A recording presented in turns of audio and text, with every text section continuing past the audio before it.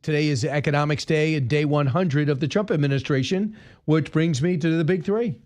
Number 3. Trust President Putin. You know, in about 2 weeks. What is 2 weeks? What is the actual date? What is the timeline? 2 weeks or less, and if it's a little more at the time, I say, but, you know, they're losing a lot of people. All right, there you go. Russia shows its colors. And I'm going to go over the new demands for peace, which is flat out unacceptable. We detail. Number 2. Senator Alyssa Slotkin said, Democrats should stop using the term oligarchy because it's a phrase that doesn't resonate with all Americans. We had 30,000 people in Folsom, California, which is kind of a rural area. I think the American people are not quite as dumb as Ms. Slotkin thinks they are. Dems regroup. The theme, fight, impeach, and obstruct. Is this a winning message as divisions in their party air out their problems in public? We look left. Number 1. There's only one data point where Trump is above 45%. It comes to his handling of gender identity policy. He's at 51%. Every other issue, the numbers for Donald Trump are awful. CNN's flamboyant pollster, 100-day reflections and projections. Are we to believe the polls? Should Republicans be worried if the low numbers are indeed real? I actually think they're reconfiguring a lot of things, and I don't think this administration is built to be evaluated 100 days. Not at this speed, not with doing this many things. Congressman Chris Steil joins us now, chairman of the committee, Bryan Steil, I should say, chairman of the Committee on House Administration, also a member of the Financial Services Committee. Congressman, a lot of pressure on you guys now because you're back in session to look at the big, beautiful bill. Have you already been briefed on where we're going? Do you have a sense of what kind of timeline we're on? Well, the House committees start meeting today to mark up the reconciliation bill, and this is our chance to really deliver on President Trump's America First agenda. The committees are going to continue work through this week and next week, and then we're going to be looking for the Senate to make their move.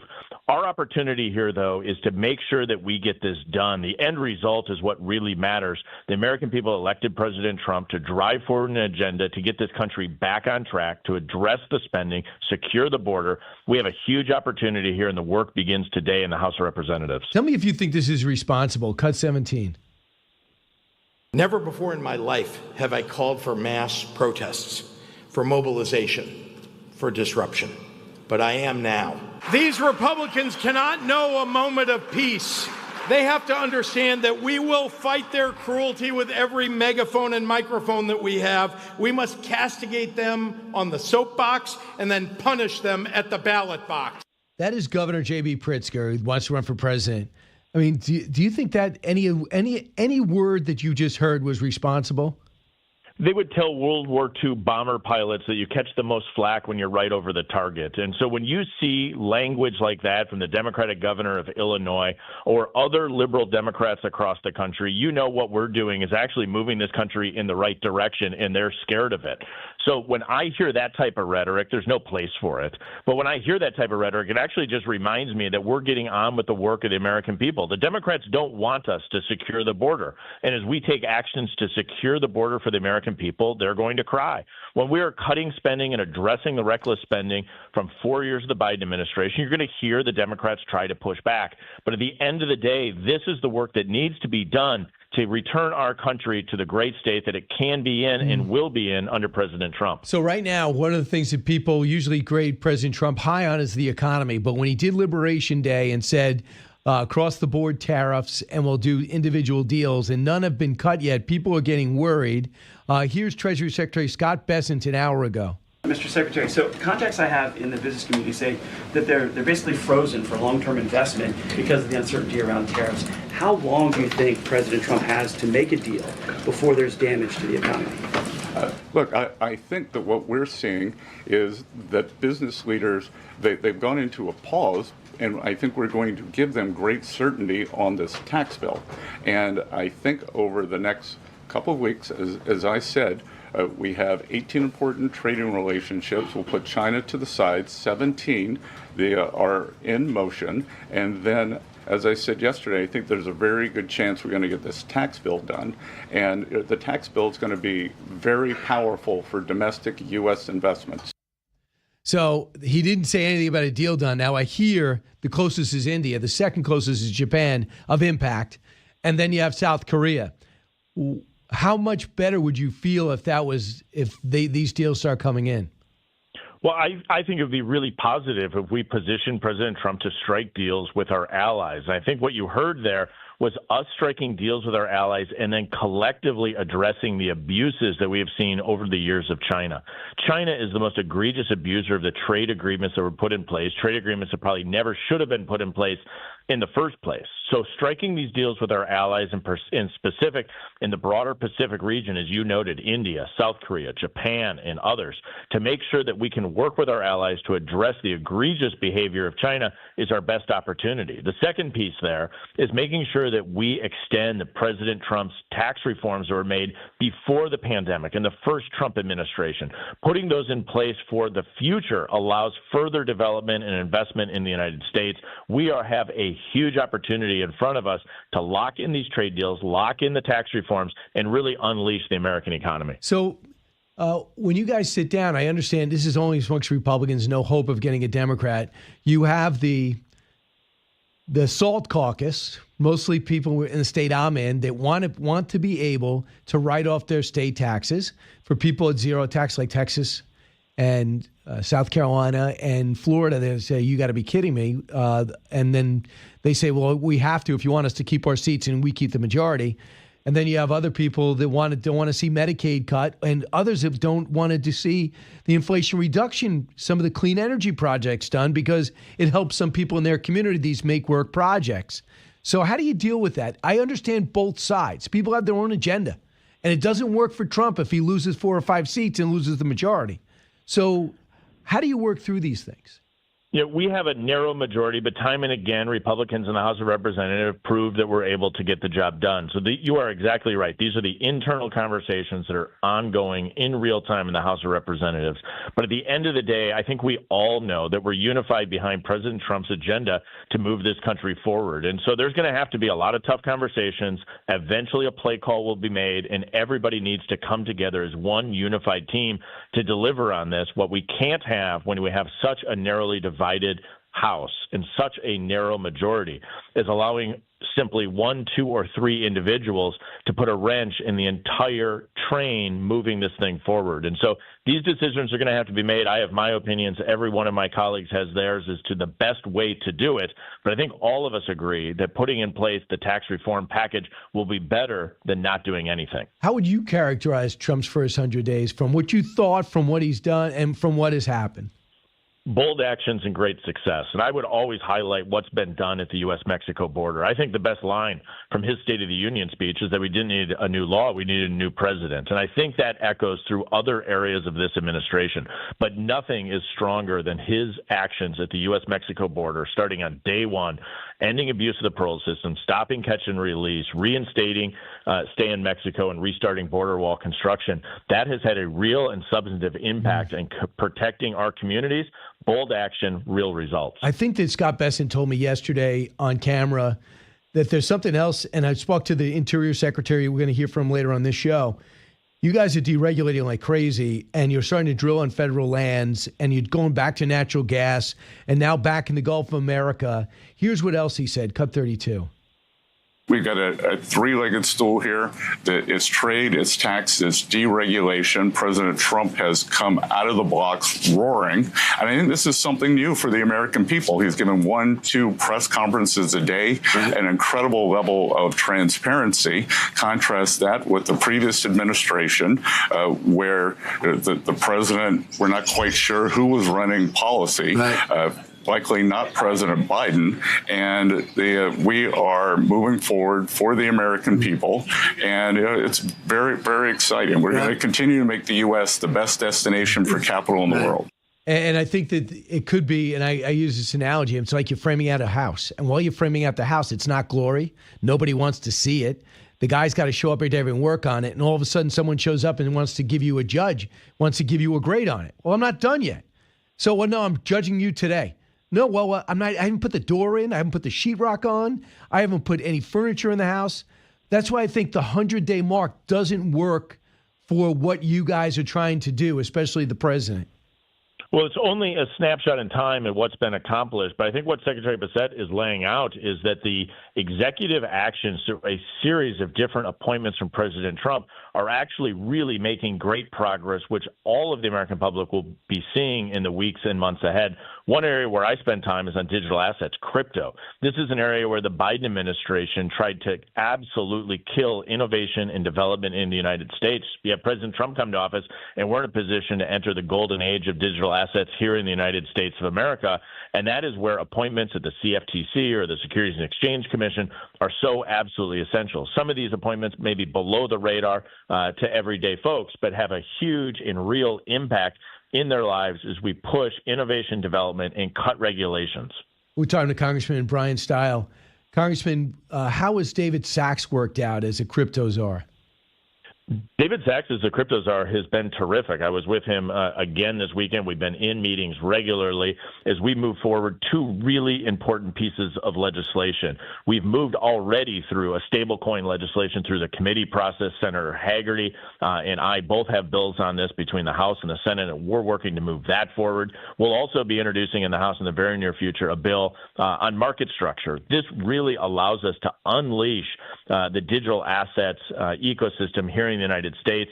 Crypto czar David Sachs, his assistant Bo Hines, those of us like French Hill in the House and myself here, we have a huge opportunity to deliver on the president's agenda.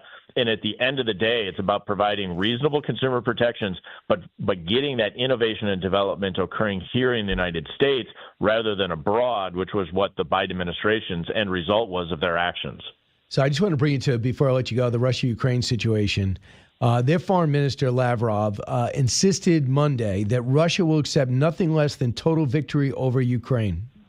And that he said that to Witkoff. He said to a Brazilian newspaper, what terms would Russia agree to?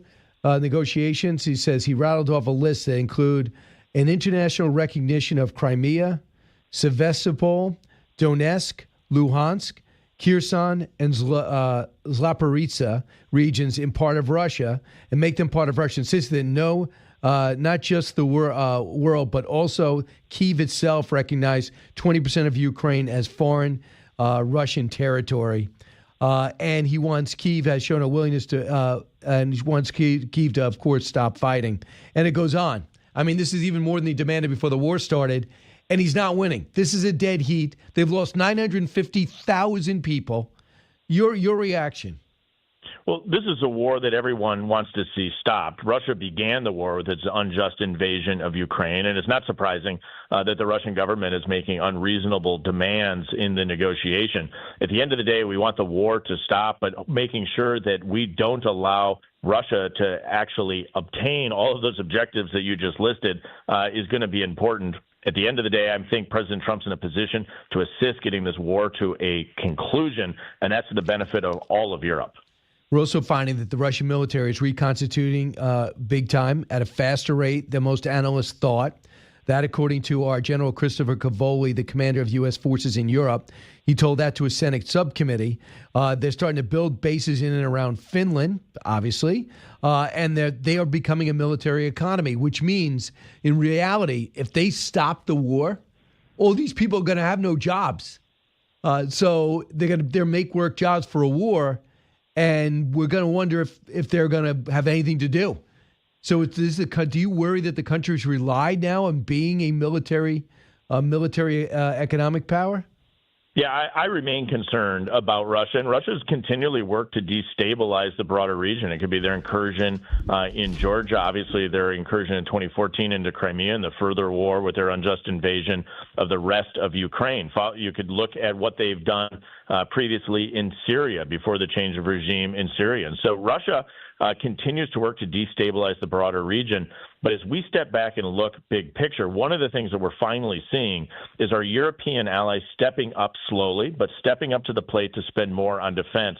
And making sure that we hold our European allies accountable is going to be really important. The United States has been spending north of 3% of GDP on our defense for years. That's down from a high of closer to 6% under the Reagan years. But our European allies have been woefully inadequate in their investment in their national defense. We've seen an increase in that investment. That's a positive sign. But I think it's really important that we're holding our European allies accountable to make sure that they're investing in their national defense when you see a hostile Russia taking the actions that you just laid out. I hear you.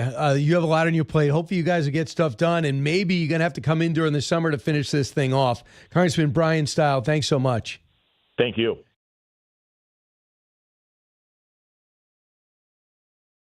And let's bring in Ambassador Dennis Ross. That's what they're up against. But also foreign policy, the president's got 41% approval. Ambassador, how does America lead in a multipolar world? It's no longer the Cold War. You've been Republicans and Democrats administrations all the way through. Like Brian, it's a great question. It's actually the reason I wrote the book. We're in a different world than we were before. First, we have many more competitors. Yeah, at the end of the Cold War, this wasn't a bipolar world. It was a unipolar world. We dominated it. Now we face Russia. We face China. We face Iran. We face North Korea. We have less domestic consensus as well. Think about it. When we won the Cold War, we won the Cold War because there was a consensus on what America's role in the world should be. In no small part, related to Iraq and Afghanistan, you had a loss of faith among many in this country. You had a populist nationalist reaction as well. And the basic orientation of what the U.S. should be internationally and whether we should have a leading role or not is now debated. It's not taken as a given. So we're more constrained on the outside. We face a lack of consensus on the inside. And that means what we have to do internationally is we have to carry out our foreign policy more effectively. I wrote the book because statecraft is how do you use all the tools at your disposal. They're not just military, obviously. They're not just diplomatic. They're not just economic. They're informational. How do you frame issues? How do you take the initiative? How do you make sure that your objectives are the right objectives? How do you marry your objectives and means? A lot of this should seem obvious, but frequently, as I point out in the book, frequently we adopt objectives for the wrong reasons. We don't understand what we're getting into. What can we do with our allies? I mean, should our allies be used more or less? Europe always wants to insert themselves, but then you look at what their GDP is and their defense expenditure, they're really not formidable. One of the things that's happening, in no small part because of Ukraine. Ukraine was a wake-up call for them, meaning what Russia did, the invasion of Russia into Ukraine, was a wake-up call for the Europeans. So we've seen the Germans dramatically increase their defense spending, clearly in a way that totally shocked Putin. We've seen a lot of the other Europeans, the British right now, are upping their defense spending significantly. Some of this is a response to the Russians, some of it is a response to President Trump, in the sense that, okay, he's going to require us to do more, or we may not be able to count on him as much, and therefore we'll have to do more.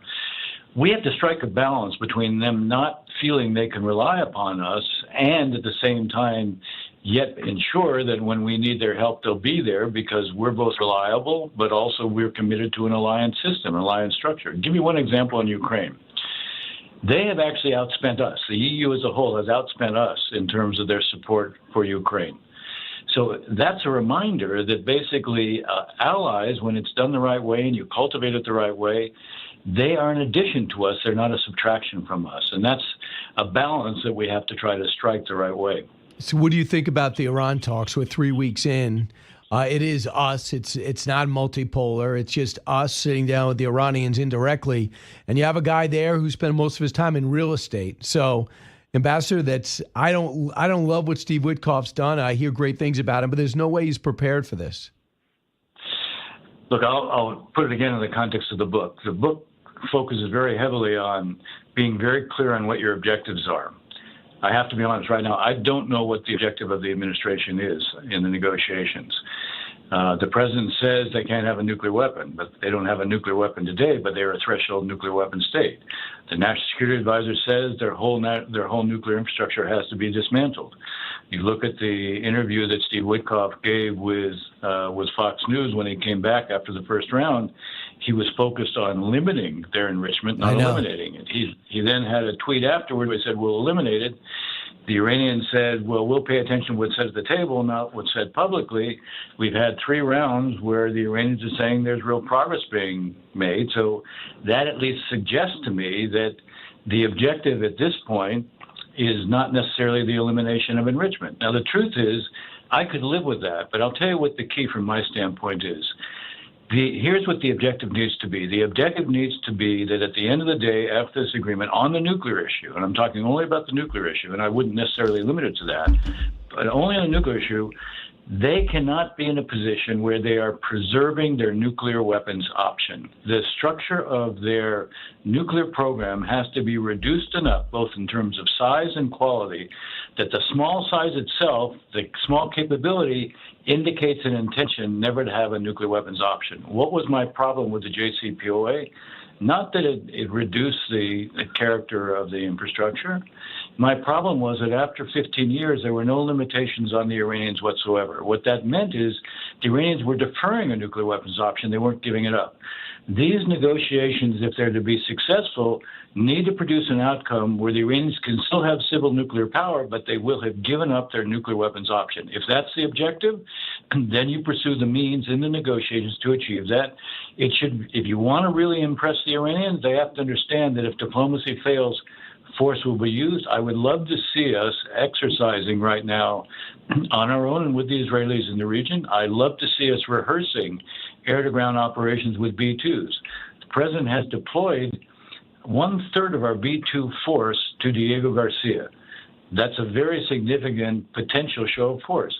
Why not reinforce that by having them run exercises where they're rehearsing air-to-ground exercises? Why not run exercises with the Israelis right now where we're doing joint refueling of their aircraft?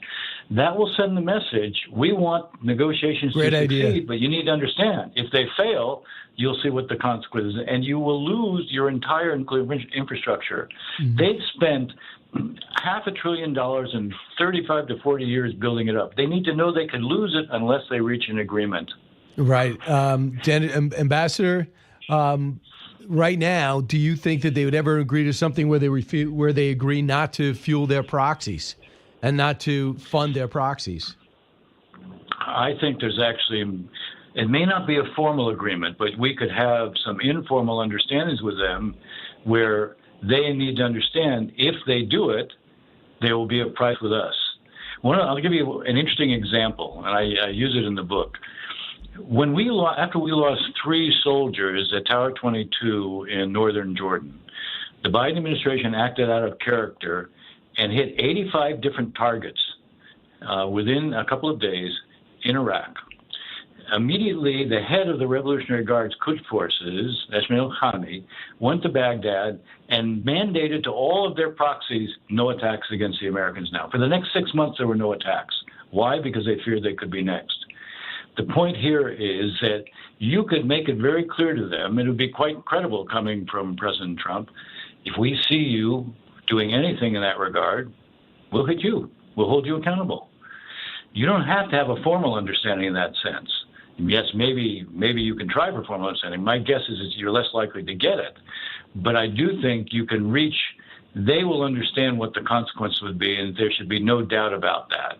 I do think on the nuclear program you can succeed. And what I'd love to see is I'd love to see the administration put out a public proposal that permits the Iranians to have, permits the Iranians to have civil nuclear power. And I wouldn't even mind a very limited, almost a research-oriented enrichment capability. It was best to have no enrichment capability, but you could live, if this was your last concession, with a very limited enrichment capability. And then you say, you know, if the Iranians are accepting this, this proves that they're not interested in a nuclear weapons program because we've reduced their capabilities to the point where they can't have one.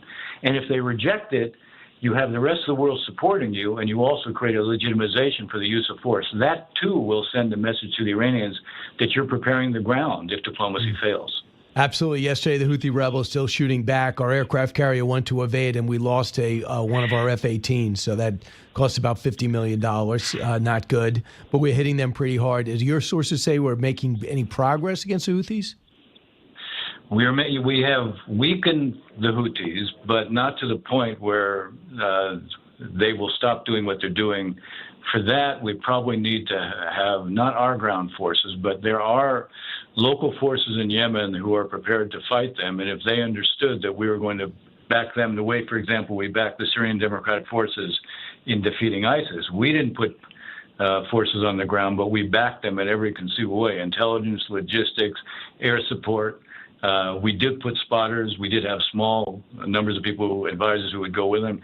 If they could see we were prepared to do that with Yemeni forces, the Houthis would understand their days would be numbered in those circumstances. That's the one thing that would get them to stop. Ambassador Dennis Ross, pick up his book, Statecraft 2.0, What America Needs to Lead in a Multipolar World. Thanks to you, Ambassador. Appreciate it. Thank you, Bryan.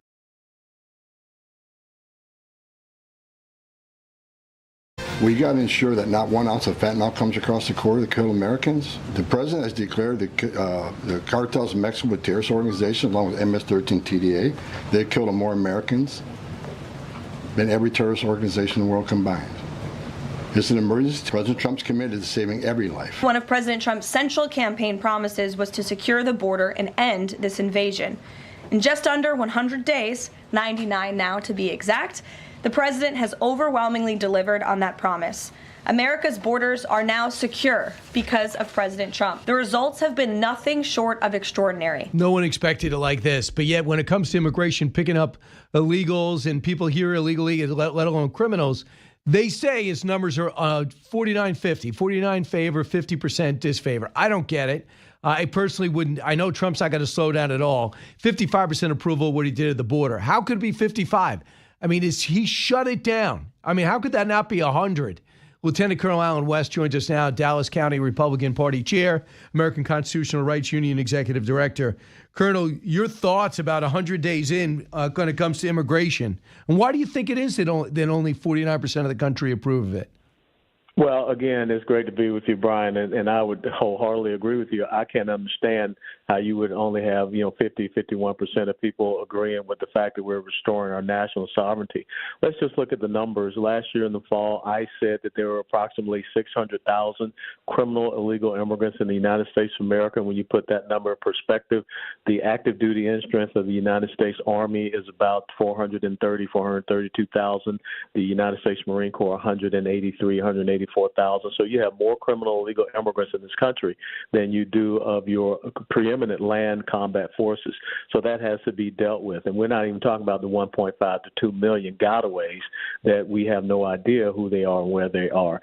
So this whole thing about predatory incursions, which is the language in the Alien Enemies Act, this is important for us to resolve and rectify this. And we cannot have people who have come into the country illegally and committing crimes against American people, very violent crimes against American people. I think that number, without a doubt, is in the 80 to 90 percentile of people that support what is going on. But for whatever reason, the mainstream media and probably how they're asking the survey poll question are getting people to look in a different way. Yeah, well, I'll tell you what. I think most people would be like, what, there's a criminal here? I did not know there was an underground nightclub in Colorado Springs, but it is, and we gutted it. You didn't know that the TGA guys were being pulled out of all these major cities. They found one of the guys who had grenades and a machine gun in Los Angeles got picked up yesterday. So, I mean, these guys are just doing a fantastic job. Do you realize they always said that the border's impossible to turn down without legislation? And maybe a lot of conservatives thought the same thing. But now they've done it in real time.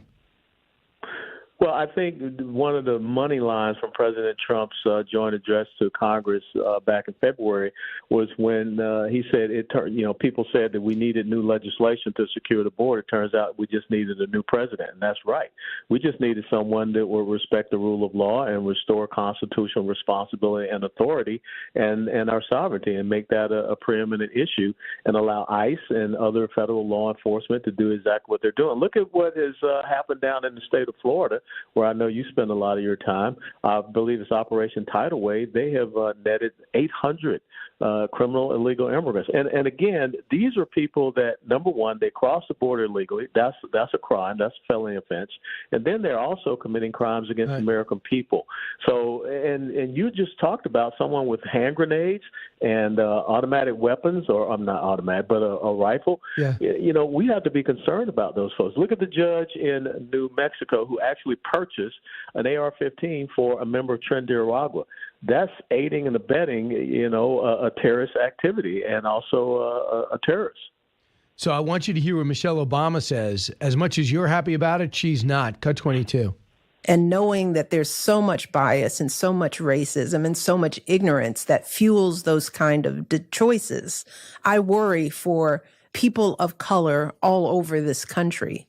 And I don't know that we will have the advocates to protect everybody. And that frightens me. It keeps me up at night. How do you feel comfortable going to work, going to school, when you know that there could be people out here judging you and who could upend your life in a second? That's who I worry for right now. What is she even talking about? She's worried about illegal. She says illegals can upend your life. What are you doing here illegally? Does she not even recognize what she's saying?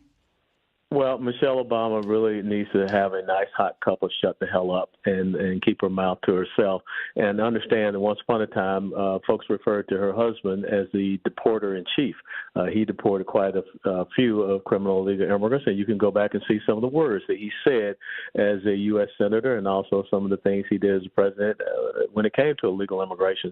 So, again, they're trying to use this as a cultural Marxist tool of racism. This is not about racism. This is about people who have come into our country illegally. And there are people that are white, black, Hispanic, Asian. I don't want 30,000 single military-age male Chinese running around in our country. I guess Michelle Obama thinks that's absolutely fine. I don't want criminal terrorists that have been brought here by Venezuela acting as an extension of the Maduro military machine here in the United States of America. I don't want to see murderers, rapists, child predators, sex predators here in the United States of America. Maybe she should explain her comments to Rachel Morin's mother, the young lady from Maryland who was killed by a criminal illegal immigrant, mother of 5. So the left is on the complete wrong side of this issue, and I don't understand why they keep going down this path. Well, it's especially her. I thought this was, and I'll let you go into this. Senator Adam Schiff was on with Bill Maher and talked about after, I guess, his house burned down. So he's out in California. By the way, that's a scandal. They're not rebuilding anything. It's taking forever. Regulations and in Altadena, which is the working class area, mostly African American, nonstop looting for the people that were able to avoid having the fire wipe them out. Not they're being wiped out by looters. So it's all hell is broken loose. So people are resenting what Democrats represent there. Adam Schiff actually said it. Senator Adam Schiff on Bill Maher, cut 21. We're going to have to address people's legitimate concerns about crime. I was in South San Francisco 2 years ago after I had an experience in the city that all too many people had. When my luggage was stolen out of my car, they tell you don't ever leave your luggage in the car. What was most memorable about the experience for me is I went to this Target in South San Francisco, 10 o'clock at night, and then I get to the cashier. The cashier asked me if I want one of those Target bags with a little bullseye on it. And I said, yes, that Target bag is going to be my luggage for the next 2 days. And she asked me what happened, and I told her, and she basically said, in not so many words, yeah, Democrats are assholes. And I thought, if the cashier in South San Francisco at 10 o'clock at night believes that Democrats are assholes because the shampoo is locked up and my stuff got stolen out of the trunk, we've got a major problem. How do you feel about that? Well, they do have a major problem, but the thing is that all of a sudden Gavin Newsom is out there trying to blame Donald Trump. instead of taking responsibility and accountability himself. Adam Schiff does not want to take responsibility and accountability. They're not doing anything there to help people rebuild their lives, even though they gave a lot of lip service to it.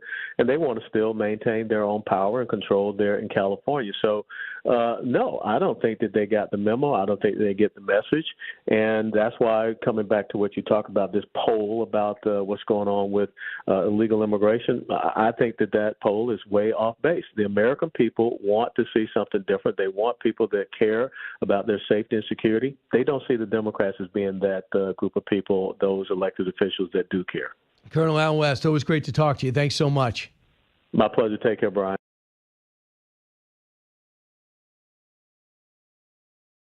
The White House has put up about 100 posters of what they say are unauthorized immigrants who have been arrested for violent crimes. You can see them there. They put them up on the driveway of the White House. But what's particularly noteworthy about this location is it is right directly behind the positions where TV correspondents do their hits from the White House lawn. So therefore, no matter what network you're on, that includes MSNBC, if you're doing a hit from the White House right now, those pictures will be behind you. I would encourage those individuals that have that as a backshot to blur those people out. I would encourage, I recognize live shots are tough, but I would encourage folks to actually make sure that those shots are blurred to the best of your abilities. We know better. Well said. So that is MSNBC, upset at the White House. So they have the mugshots of illegal immigrants who have murdered, raped, kidnapped children, did horrific things. I saw them all, and believe me, there's not enough lawn for the amount of people that have been arrested and sent out, but they sent them most out. Instead of them saying, wow, look at what they've accomplished, they say, make sure you blur out their faces. That's the criminal first attitude that propels MSNBC. Joe Concha joins us now. He's a commentator for Fox, Washington Examiner columnist, and author of a brand new book called The Greatest Comeback Ever, inside Donald Trump's big, beautiful campaign. Joe, welcome. Hi. Congratulations on the success of the book, off to a roaring start. Yeah. Your thoughts about MSNBC's conclusion? I mean, I thought they just wouldn't acknowledge it. They're worried about the criminal's identity and their future, getting a job later. This is like we talk 80-20 issues. This is a 99-1 issue. 99% say, yeah, we want those who entered the country illegally, who committed crimes, including rape and murder, out of the country. And then the other 1% says, well, they're probably drunk. And they're like, no. And that's MSNBC, right? That's the media, and that's some Democrats. Even Jake Tapper did the same thing yesterday on CNN, blurred out the faces because we have to protect them. Yeah, Tapper's supposed to be the protecting them. That's the whole thing. With this Maryland man, for example, right? He's MS-13. He beat his wife. He was involved allegedly in human trafficking, and Democrats are flying to El Salvador to demand that he comes back, but they won't fly to, say, Gaza, for example, to get an American hostage there back. So that's where the priorities are at this point. But what's interesting is we haven't heard much from him this week. No Kilmore. Interesting. Yeah. They don't have time for him. All of a sudden, they realize he did some polling and say even Cory Booker doesn't want to sit outside the jail, which is unbelievable. The margaritas thing didn't go too well, I don't think. What do you think of Sunday? Do you think that was effective Sunday? They're sitting on the Capitol steps? I think that was one of the stupidest things ever. It's cheesy, right?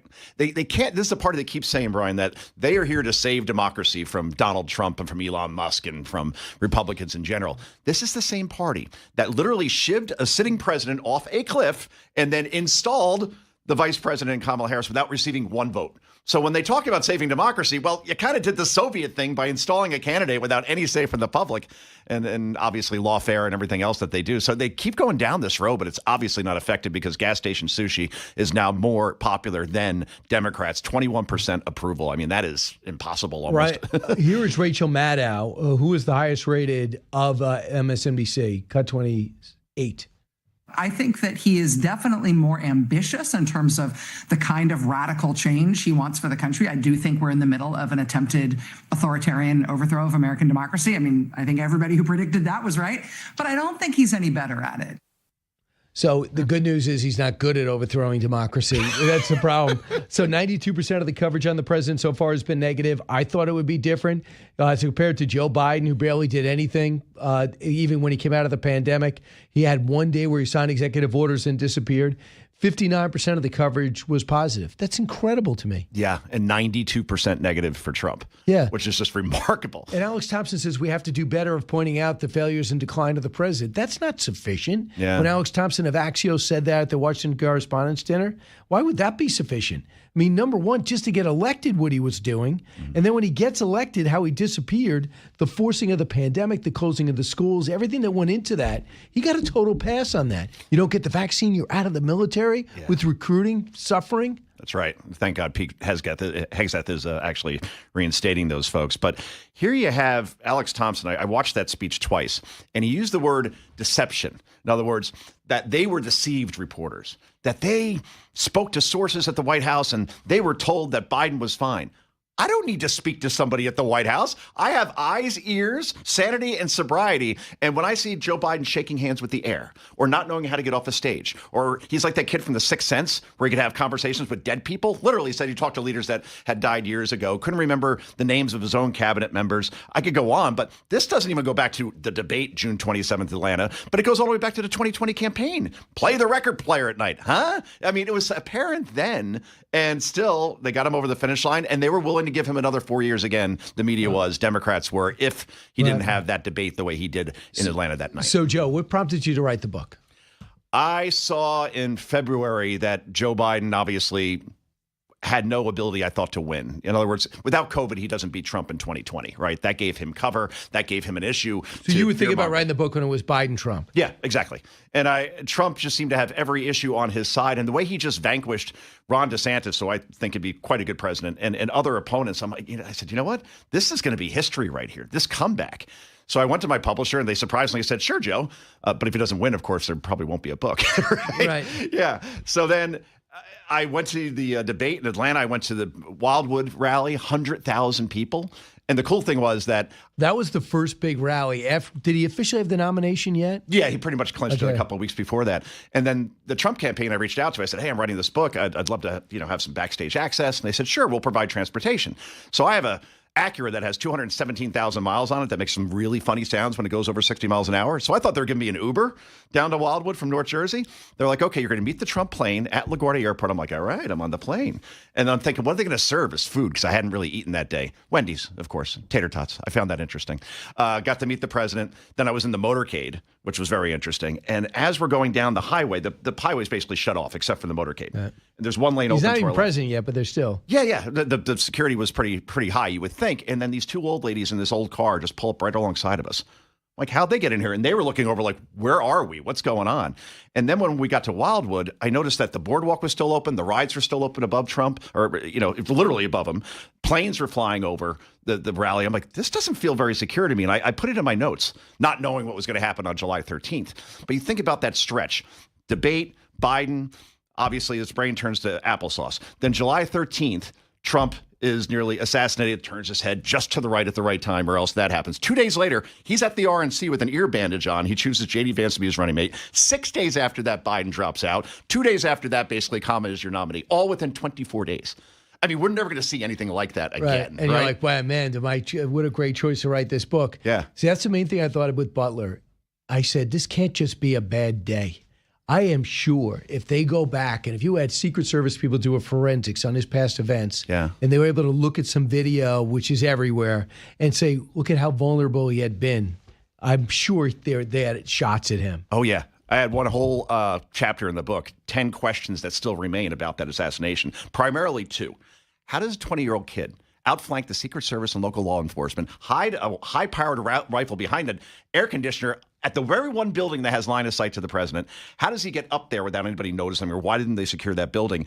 And most importantly, 45 minutes go by. They know there's a threat, and somebody said, yeah, you know what, Mr. President, good luck.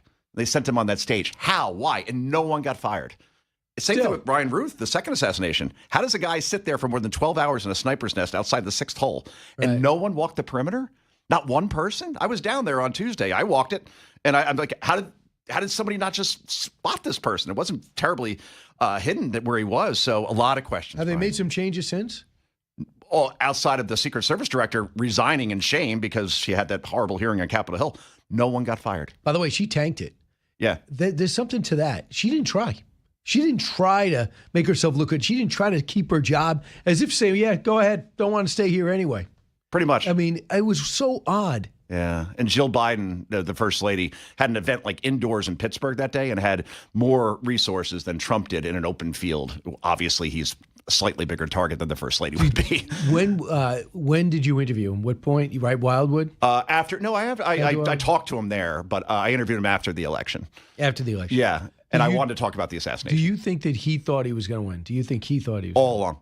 His internal people, La Savita, who's one of the campaign managers, and his pollsters were all saying, you got this. Don't worry. That's why he had such a confidence to him. That's why he went to McDonald's, for example. The ultimate troll, by the way. Because remember, Kamala Harris wrote 2 memoirs about herself. Ran for vice president, ran for president, never mentioned working at McDonald's once. And then suddenly, there it is. Right. So and we don't know anybody that worked with her. No one ever pressed that story. Yeah. You know how they would have been all over Trump had he said he worked a place that he didn't. Of course. And they never followed up on that story. And they never followed up with her, period. And then your feeling about the 60 Minutes story. Where 60 Minutes edited Kamala Harris. The producer ends up quitting. Trump is suing for affecting the election